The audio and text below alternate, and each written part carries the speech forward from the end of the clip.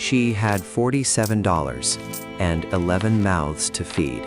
Not for a week, for a month. Picture her, Ruth, standing at the kitchen counter in 1934, a single overhead bulb swinging slowly above her head. The flour tin is nearly empty. She shakes it anyway, just to confirm what she already knows. The sound it makes, hollow, soft, tells her everything. Her youngest tugs at her apron. "Mama, are we having soup again?" She looks down at him, those wide brown eyes. That question asked without accusation, just curiosity, the way only a child can ask something devastating. And she smiles, because what else do you do when the answer is yes, and it has been yes for 19 nights straight? But here's what nobody, not a single neighbor, not even her own sister, knew about Ruth. She wasn't suffering. Not in the way they assumed. She was learning something quiet and powerful and completely invisible from the outside. She was learning the pantry like a language. She was learning that scarcity, handled with intention, is not the end of a story. It is the beginning of a better one.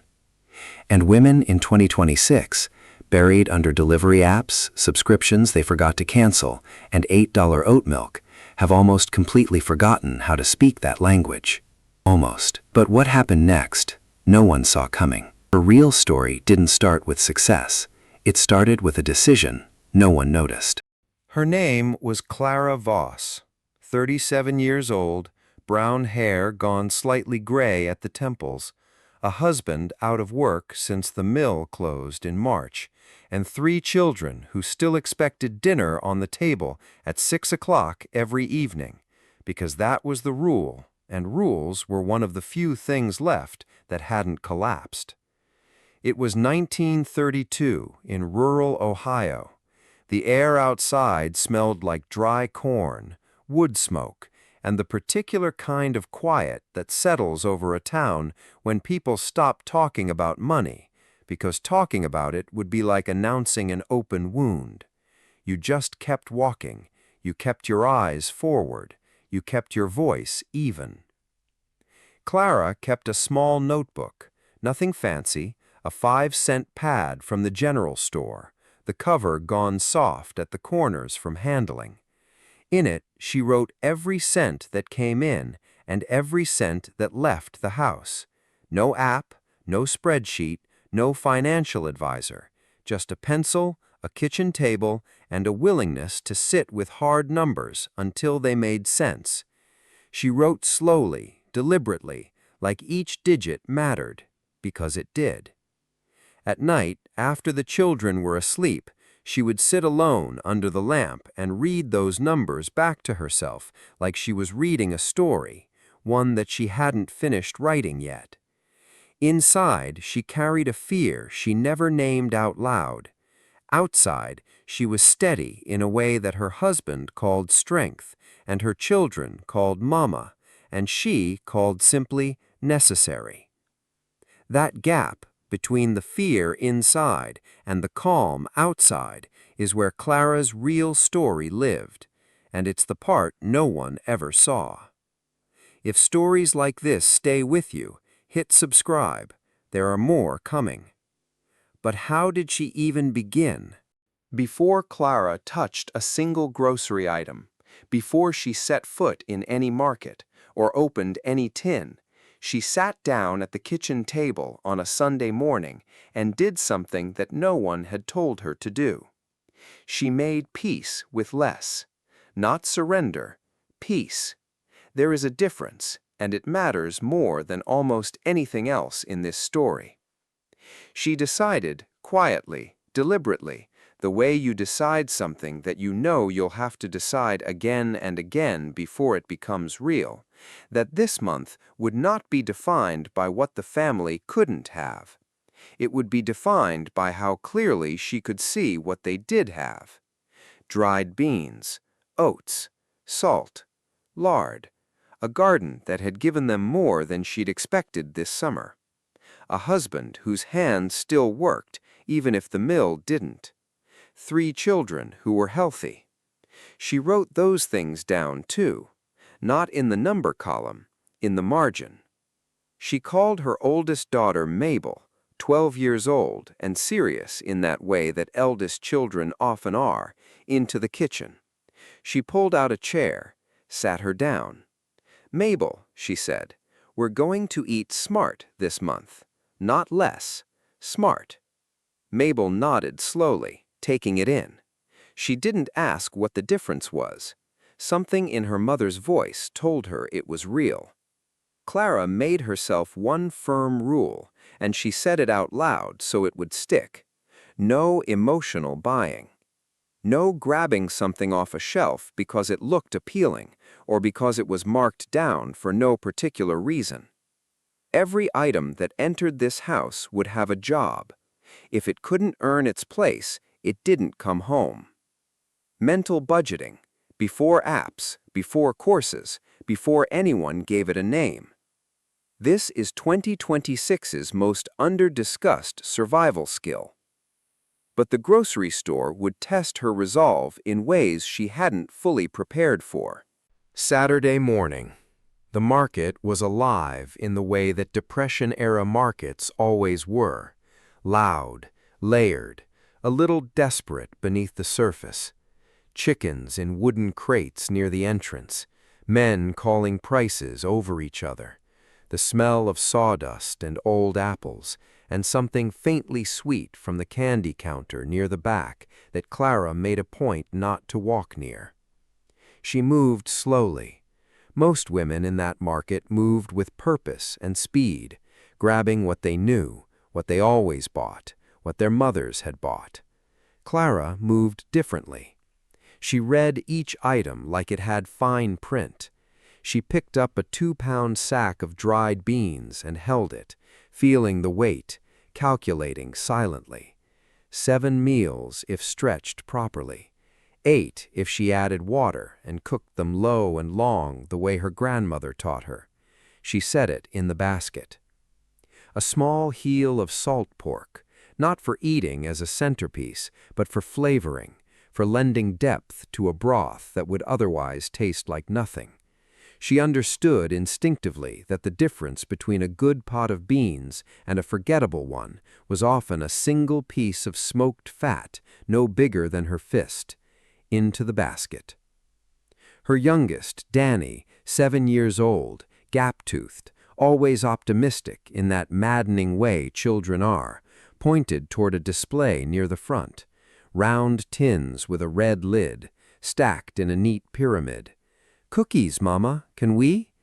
She looked at them. She breathed once, slow. "Not today, sweetheart." The utility bill arrived on a Tuesday. Clara was at the counter when George brought it in, set it down without a word, which told her everything before she'd even turned around. She picked it up, read it, held it for a long moment, the way you hold something heavy before you decide where to put it down. Then she placed it face down on the table and gave herself exactly 3 seconds before she started solving it. Coal for heating, kerosene for the lamps, these were not luxuries. In an Ohio winter that was barely finished, these were survival, the kind that didn't negotiate and didn't offer a payment plan. The number on that bill was fixed. What wasn't fixed was how much they consumed between now and the end of the month. She called a family meeting after dinner. Even Danny attended, legs swinging off his chair, face arranged in an expression of great seriousness that made Clara want to smile. She kept her voice matter-of-fact. She didn't catastrophize. She explained it the way you explain the rules of a game. We use less light, we have more month. Simple. The children absorbed it the way children absorb rules when the person delivering them believes what they're saying. Within 2 days, things had shifted in small but measurable ways. Mabel started turning off the lamp the moment she left a room, sometimes before she'd even fully crossed the threshold. Danny stopped letting the tap run while he washed his hands. George began banking the coal stove earlier in the evenings, letting the residual heat carry them through the night instead of feeding it more fuel. Small things, each one almost invisible on its own, but multiplied across 30 days, they became something real, a number on a bill that was lower than last month and the month before that. Consumption awareness. It sounds like a modern concept. Clara learned it in 1932 by sheer necessity. Mid-month crisis. Day 17. Danny's molar had been bothering him since the start of the month. Clara had noticed him touching his jaw at dinner, quietly, the way children do when they don't want to cause trouble. She'd been hoping it would pass. By day 17, it was clear it wasn't going to. The dentist in town charged $2 for an extraction, $2 that was not in the envelope. Clara had been running the numbers inside her head all morning, while stirring the cornmeal mush, while wringing out the laundry, while watching Danny push food around his plate with the careful concentration of a child trying not to wince. She counted and recounted, as if the arithmetic might somehow change if she tried it from a different angle. It didn't. George saw her face at the sink that afternoon. He could read her the way you can only read someone after years of shared silence. He didn't ask, he just stood in the doorway and finally said, quietly, "I'm sorry, Clara, I should have." She cut him off before he could finish. She shook her head once, firm. "No, we don't do that. We solve it." That night, after all 3 children were in bed and the house had gone quiet in the way that only houses with sleeping children can, she sat back down at the kitchen table. The notebook was open. The pencil was in her hand. She went through every line, every anticipated expense, every remaining item in the pantry, every cent she'd planned for, and a few she hadn't. Something had to move. Something always could if you were willing to look hard enough and set pride aside long enough to see it. She sat there for 40 minutes. The lamp burned low. And then, slowly, a plan began to take shape. She made one bold move that no one expected, least of all herself. Sunday was supposed to be pot roast day. It had been pot roast day for as long as the children could remember, a reliable, warm, expected thing in a month that had very few reliable, warm, expected things left in it. Clara stood in front of the pantry on Saturday evening and looked at the cut of meat she'd been saving since the first week. She looked at it for a long time, the brown paper wrapping, the weight of it in her hand when she picked it up. Then she wrapped it back up, set it carefully on the cold shelf, and reached instead for the barley. She didn't announce the change at the table. She presented it differently, called it a winter stew, said she'd remembered her grandmother's old way of doing it, made it sound like a discovery rather than a subtraction, something found, not something lost. The children leaned in with their spoons. George raised his eyebrows at the first taste. There was root vegetable in there, parsnip and turnip cut thin so they'd almost disappear into the broth, a single cup of barley that had thickened everything into something almost silky, a bay leaf she'd been holding back for a moment that deserved it, a little of the smoky pork from the market, rendering its smokiness slowly into every spoonful until the whole pot smelled like something deliberate. Mabel helped peel the turnips without being asked. She'd caught on, Clara was fairly certain of it, but she asked no questions, just stood at the counter with the peeler, working steadily, the way she'd watched her mother work 100 times before. George sliced the carrots thin on the diagonal, the way Clara had shown him once years ago. That way they cook faster and use less fuel. Nobody mentioned pot roast. Nobody needed to. That meal cost 34 cents to make. The pot roast would have cost $1.74. That $1.40 went straight into the envelope. Danny got to the dentist by Tuesday. The tooth came out clean. He walked home with his hand against his jaw and a gap-toothed grin, proud of himself in the straightforward way only a child can be after surviving something that scared him. Creativity is not a luxury that belongs to people with plenty. It is the survival tool of people who are paying close enough attention to use what they have. But then pride nearly unraveled everything she'd so carefully built. Her neighbor Helen knocked on a Wednesday afternoon in the third week, holding a jar of preserved peaches in one hand and a cloth-wrapped loaf of bread in the other. "I made too much," she said. The words were simple, practical, entirely unconvincing. They both knew it. Clara stood in the doorway and felt that familiar thing rise in her chest, sharp and fast, the way an instinct does before you've had a chance to examine it. "No, thank you, Helen. We're perfectly fine." The words were already on her tongue, smooth and automatic, shaped by years of carrying a particular kind of pride that Depression-era women wore like a second spine, the kind that said, "We manage our own. We do not take from others. We do not let anyone see where the seams are showing."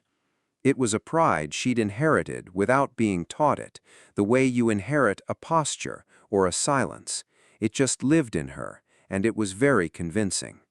But something stopped her, not logic, something quieter than logic, and in that moment harder to argue against. She looked at the jar. The peaches inside were deep amber, packed tight and close, the kind of preserving job that takes a full morning and a steady hand. Helen had given up a morning for this. She shifted her eyes to Helen's face. There was no pity there, not a trace of it, only the particular look that passes between women who have both sat at a hard table at some point and understand without words what that costs a person. Clara reached out and took the jar and the bread. She held them both against her chest for just a moment before she found her voice. "Thank you, Helen. The children are going to love these." She meant it fully, not as performance, not as grace, but as plain truth, because they would. Helen gave one small nod, turned, and walked back down the path without ceremony. That was all. That was everything. Receiving wisely, knowing when to accept what's offered, and from whom, and how to carry it without shame, that is not weakness. It is the quiet intelligence of someone playing a longer game than pride allows for. That is strength wearing a different face than the one we usually recognize. Now only 7 days remained, and the numbers were still uncomfortably tight. Days. 14 meals minimum, more if she counted breakfast as its own thing, and Clara always counted breakfast as its own thing. She went through the pantry the way a commander goes through remaining supplies before the last stretch, methodically, without sentiment, taking full stock of what was actually there rather than what she might have wished was there. Half a sack of oats, still good. A tin of sardines she'd been stretching toward for 2 weeks, now finally necessary. Dried lentils, enough for 3 solid pots if she cooked them properly and didn't rush them. 4 eggs, which meant 4 decisions. A heel of salt pork with still a little left to give. 6 potatoes going soft on one side, but salvageable if you cut around it and didn't hesitate. The half jar of Helen's preserved peaches, some salt and lard, a near-empty tin of baking powder, a bundle of dried thyme hanging by the window that she'd almost forgotten about. She laid it all across the counter like a map and looked at it until the plan revealed itself. Oats every morning, hot, filling, cheap enough to anchor the whole final week without complaint. Lentil soup on Tuesday and Thursday, thick and deep, with a little of the thyme and whatever vegetables she could stretch into it. Sardines on toast Wednesday evening, potatoes roasted in the oven's dying heat alongside them. Egg scramble Saturday morning, stretched with the last diced potato, and served slow so it felt like more than it was. The peaches held for Sunday, something to look forward to at the end of it all. George stood in the doorway watching her arrange it all.